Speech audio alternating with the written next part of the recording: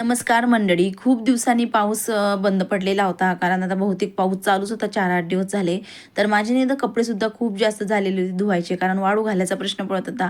आणि इकून-तिकून वाळू घातले ना, की पाऊस कधी येईल आणि कधी नाही आणि कधी कपडे होईल ते सुद्धा होतं. त्या कारणाने मी काही भरपूर कपडे टाकलेले नव्हते. आणि पावसाने इतकं शेतकऱ्याचं नुकसान केलेलं आहे, त्याच्या मनाचं समाधान झालं असेल बहुतेक, म्हणूनच तो आज बंद पडलेला होता पाऊस. आणि ऊनसुद्धा भरपूर होती. त्या कारणाने मी आज बेडशीट, ब्लँकेट आणि अंगावर घ्यायचं जे काही वाकड असते म्हणतात त्याला, किंवा मग ब्लँकेट असतात ते सुद्धा धुतलेलं होतं. आणि भरपूर असं धुतल्या कारणानं ना, ऊन असल्यानं वाळून सुद्धा गेलं माझं. आणि घरगुती कपडे भरपूर होते, तर वाळू घालायचा प्रश्न पडतो. तशी तर मी मशीनमध्येच लावते कपडे, पण हातानं धुतल्याशिवाय मी मशीनमध्ये लावत नाही ड्राय करायला. पण ते ऊन कधी येतं कधी नाही येत, त्या कारणानं ड्रायसुद्धा होत नाही आणि रात्रभरात ते तसे सोकून जातात कपडे. पण भरपूर जे असे ब्लँकेट वगैरे धुवायचे असले ना, तर त्याला मात्र ऊनच हवी असते, कारण त्याच्याशिवाय ते सुकत नाही. आणि ती गादीसुद्धा मी वाळू घातलेली होती.